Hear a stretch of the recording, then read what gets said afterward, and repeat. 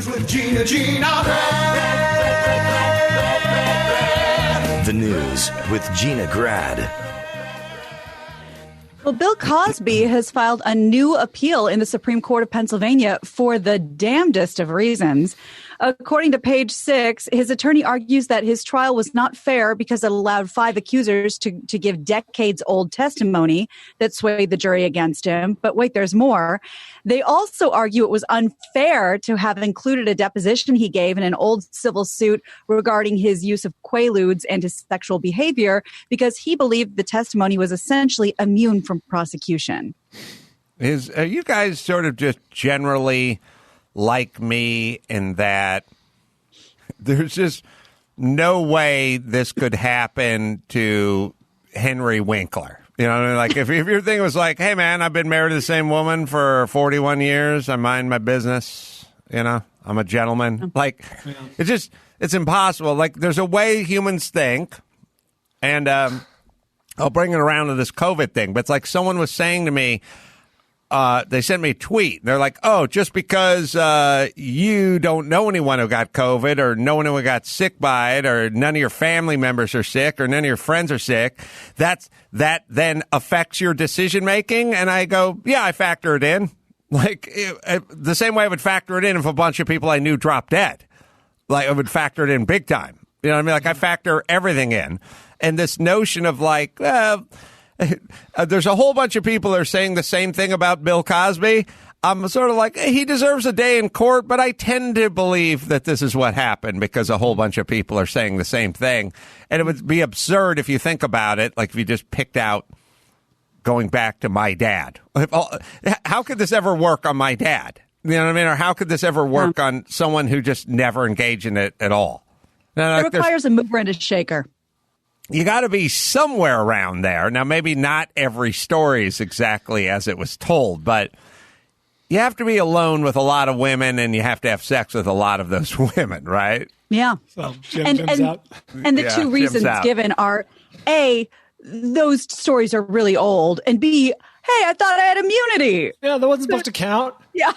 These are flimsy defenses. Yeah, not great. It's a weird argument for really anything, which is, but the time ran out. Like, yeah, I did it, but it's been long enough.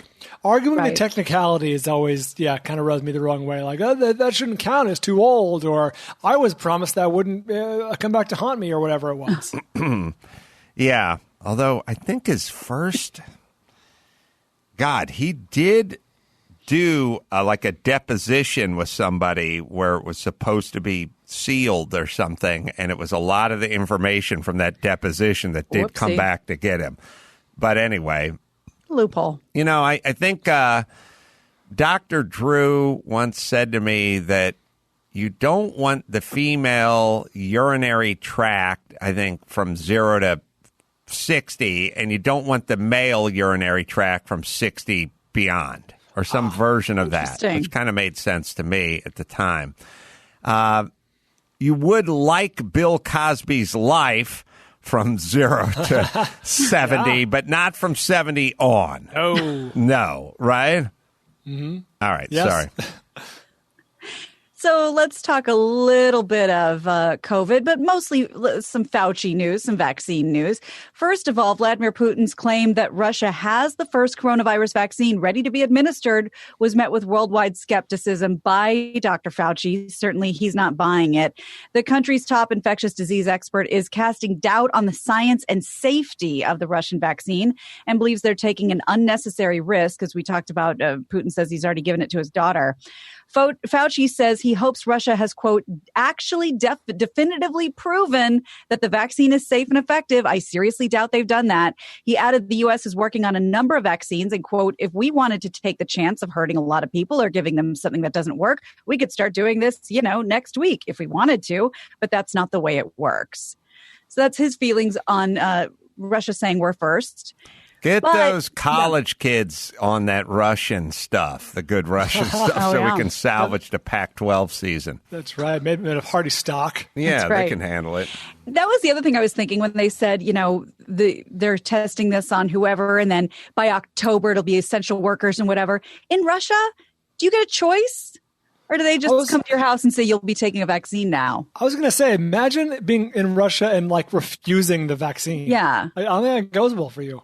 Yeah, I don't know. Yeah. I'm surprised that we have Russia and we have China or even Haiti. Like, I'm surprised that all these places exist in what I consider modern times. You know, like when I was a kid, if you got hold of me in 1977 and you talked to me about the year 2020, I would think of a sort of utopia, I guess, where technology has solved every problem we have. And I wouldn't even thought in terms of different governments running different ways or having these kind of regimes and those kind of regimes. Like it's amazing in 2020, like technology does something which it sort of shapes things, like literally, like every. So in World War II, if you looked at a Japanese plane or a German plane or a plane from the United States or an English plane, they were all very distinct and different. So you take a look at the Spitfire that was going up against the Messerschmitt, that was going up against the Zero, that was going up against one of the many American planes, a Mustang or something, that had some similarities, but they had very distinct differences. And then as the jet age sort of kicked in and the computer started kicking in, they all just became one thing, one sort of, because there was only one thing that worked in the wind tunnel, and a computer told you. Like, there's, or another subject I rarely speak about, but race cars. Okay. Permit me. Just this once. When you look at the stuff that Porsche offered versus Ferrari offered versus Ford offered in the 60s and the 70s, they were very different looking vehicles. They had their different ideas on what it would take. What aerodynamics were at 240 miles an hour on the Mulsanne Straight was different to Porsche than it was to Ferrari, and they looked different.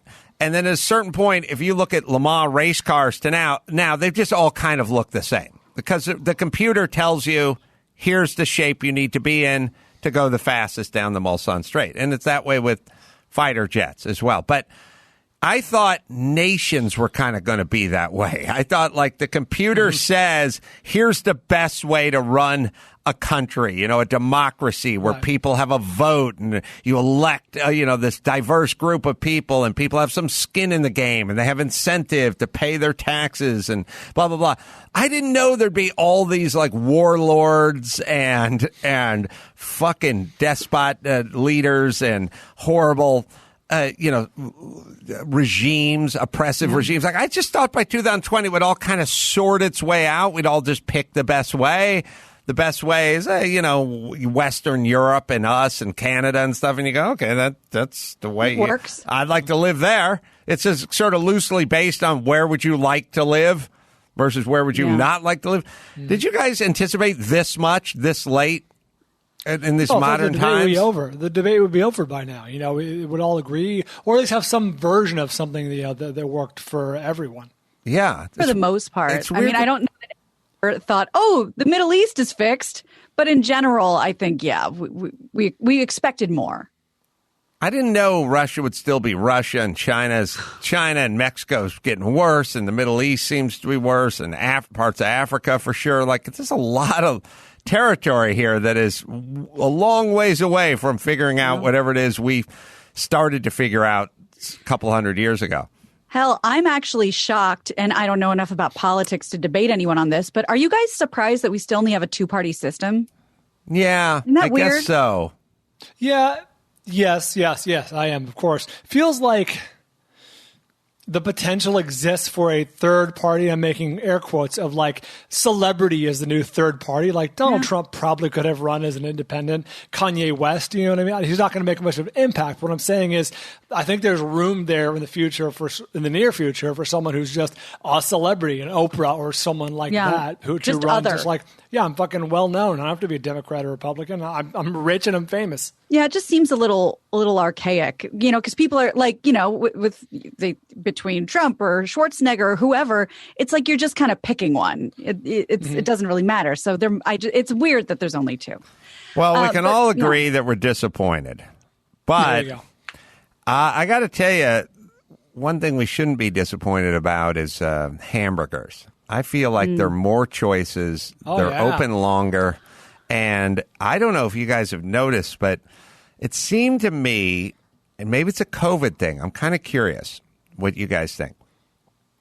A few years ago, McDonald's kind of seemed to be where, I don't know, Budweiser was, which is, they're big and they're ubiquitous, but no one I know wants a Budweiser. They want their craft beer and an IPA or whatever it is, and they're getting the good stuff. And McDonald's seemed to have kind of lost its luster a little, like from when you were a kid, and my kids want to go to In-N-Out Burger and blah, blah, blah. I've been noticing since this COVID thing of walking through airports, I've seen lines for McDonald's now. And I was driving to work yesterday, and there's a McDonald's up the street from my house, and I was confused as to what the line of cars were for. I thought it was for like COVID testing or something. It was the McDonald's drive-thru. I mean, there were 35 cars, and I thought to myself, is this COVID thing getting us all back to that comfort familiar, like, I want that filet of fish? And it's like, I didn't want the filet of fish before this. Now I yearn for the days of the filet of fish. Is that what's going on? I believe that to be 100% correct. On the drive back from Sedona, the 8-hour drive back, we stopped to pee, and Christy's like, I'm going to get a Diet Coke at the drive-thru at McDonald's off the highway, obviously, not a huge line. But then she was in line. She goes, you know what? I'm getting a cheeseburger. I'm like, you are? When's the last time I had McDonald's cheeseburgers? I'm getting a cheeseburger. Got 3 bites into it. It's like, this is disgusting. But it was, like you said, the psychological, this is comfort food. This is what we all remember. Yeah. I don't know if their stock's up, but I mean, they seem to be flailing a little bit a few years ago, and they are back, man. All right, Gina, what else?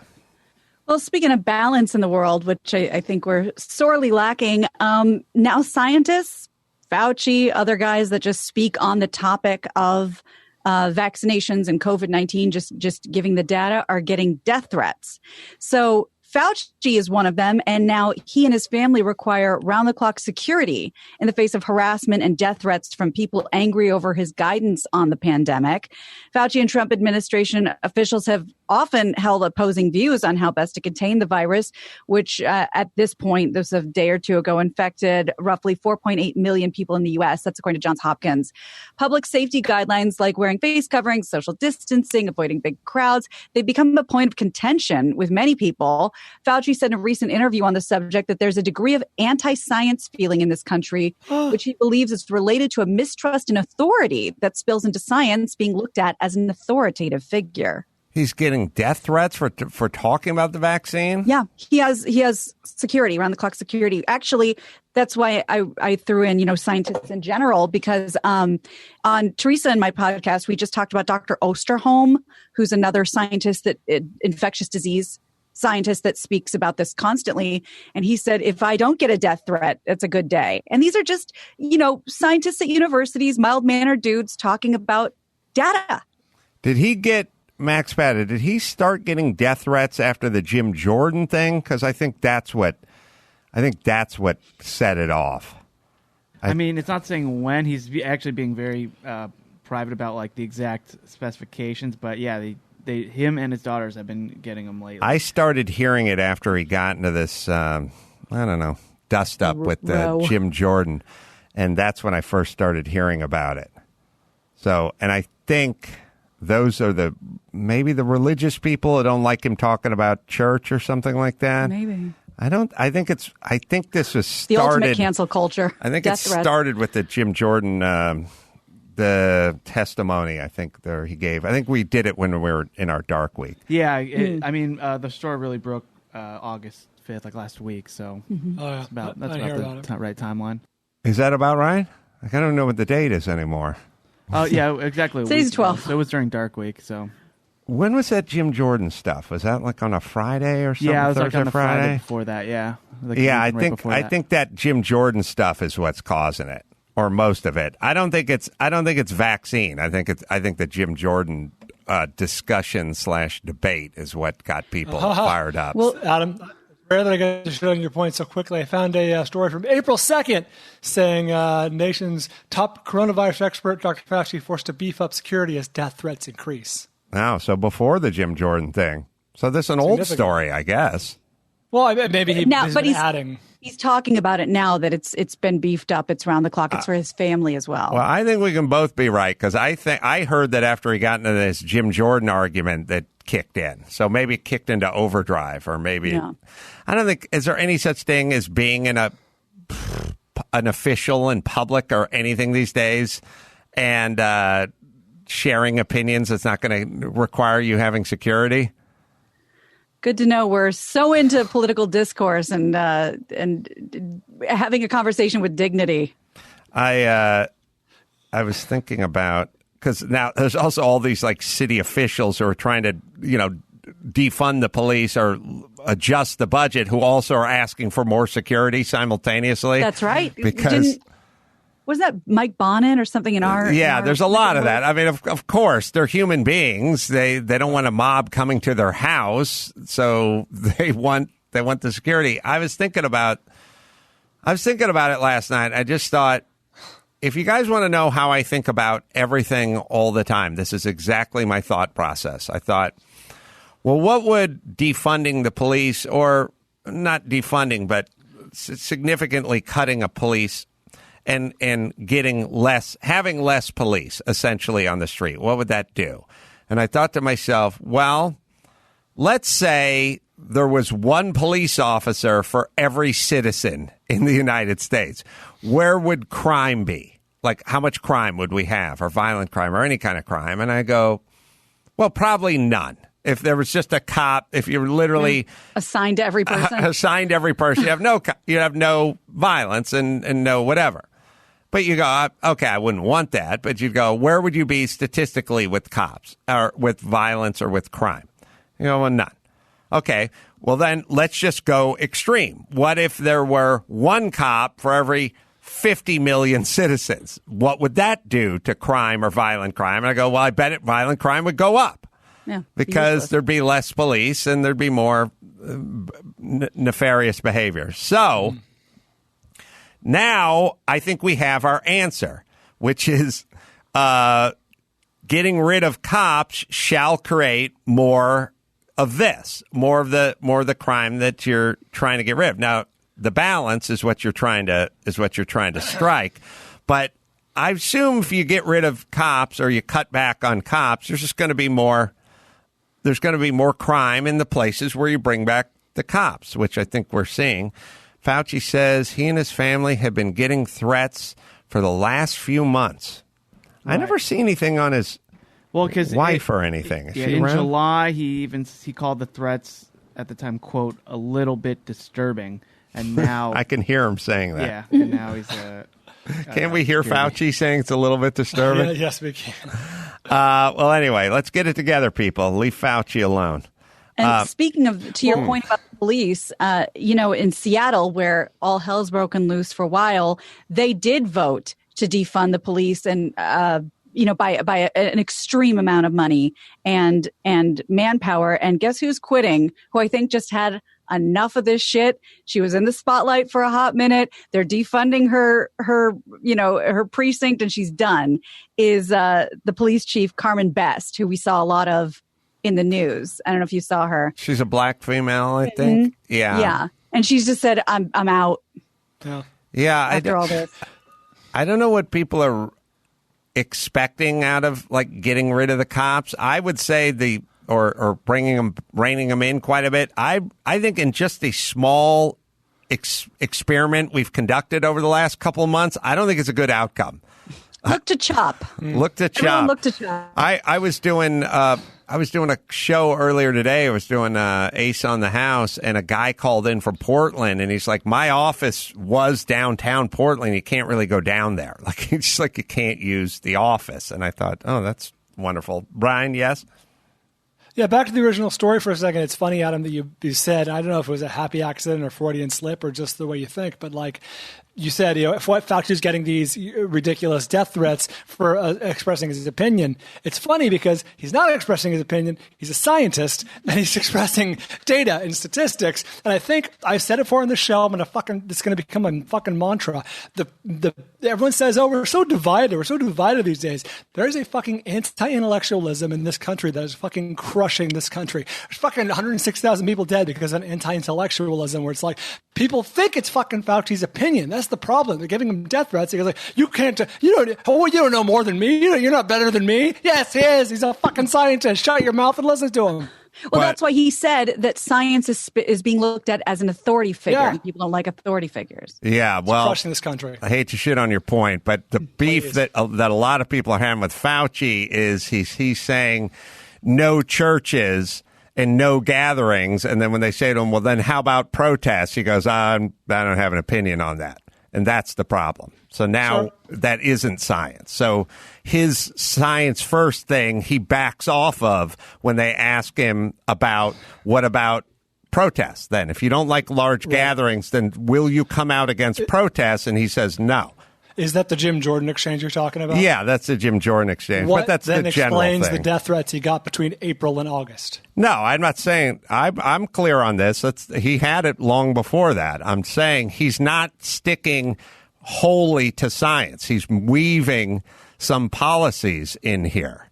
He's not going just on science. If he's going just on science, he's saying no gatherings, and that includes protests. Well, I'll acknowledge. And that's what got a lot of people agitated. I'm acknowledging that I'm ignorant to that. It happened when we were on Dark Week, and I didn't see it. So yeah, well, it's all getting politicized. But his science is science, but it's also political as well. He's not just going straight science. He's working some policies in as well. I don't know. Do you have that, Max Zapata? I'm getting it, yeah. Brian, if you were up and up on this while you were at a chakra resort, I would drive there and smack you in the face. Yeah. Did not say. All right, I'll let Max Zapata find that. You got that exchange. Yeah, I saw it. It was trending, I think, the day we had our dark week, or the Monday we had our... It was the Friday we were heading up to San Antonio. Oh, it was the Friday of the dark week, sorry. Thank you, Mr. Chairman. Dr. Fauci, do protests increase the spread of the virus? Do protests increase the spread of the virus? I think I can make a general statement. Well, 500,000 protesters on June 6th alone. Yeah. I'm just asking that number of people. Does it increase the spread of the virus? Crowding together, particularly when you're not wearing a mask, contributes to the spread of the virus. Should we limit the protesting? I'm not sure what you mean. How do we say limit the protesting? Should government limit the protesting? I don't think that's relevant to... Well, you just said if it increases the spread of the virus, I'm just asking, should we limit it? Well, I'm not in a position to determine what the government can do in a forceful way. Well, you make all kinds of recommendations. You make comments on dating, on baseball, on everything you can imagine. I'm just asking you. You just said that protests increase the spread. I'm just asking you, should we try to limit the protests? No, I think I would leave that to people who have more of a position to do that. I can tell you... Government stopping people from going to church, Dr. Fauci? Yeah. Last week in the Calvary Chapel case... All right, we got it. That's where the kerfuffle, or one of the kerfuffles, came about. You know what's funny about those? It doesn't matter who is interviewing whom in that. It doesn't matter what side you're on. If you're Democrats grilling Republican or other way around, everybody, doesn't matter who you're affiliated with, has the same smirk when they're sitting up on there and interrupting and looking around and being cool. And it doesn't matter if it's Maxine Waters or Kamala Harris or Jim Jordan. It's how can you not feel superior when you're up there and just ready to interrupt and roll your eyes and do all of it? Yeah, I think Fauci. Reclaim your time. I think he'd go. You know what? I don't think protesting is healthy as it pertains to this. But what are you going to do? People have rights. You know what I mean? Yeah. Right. There was a way to do it. Yeah, all it's right. funny when you search that video. There are all the headlines are different. Jim Jordan hammers or owns Dr. Fauci, and then other ones are Dr. Fauci owns Jim Jordan, and it's the same conversation. Great. All right. Bryan Cranston tomorrow. I'm your emotional support animal. Available as we speak, and get my book on Amazon. And leave a review. I do read the reviews. I enjoy reading those reviews. Tempe Improv are doing some live stand-up and some live pod. That's September 18th and 19th, so you can check that out. Say hi on our YouTube page, youtube.com/AdamCarolla. There's stand-up there.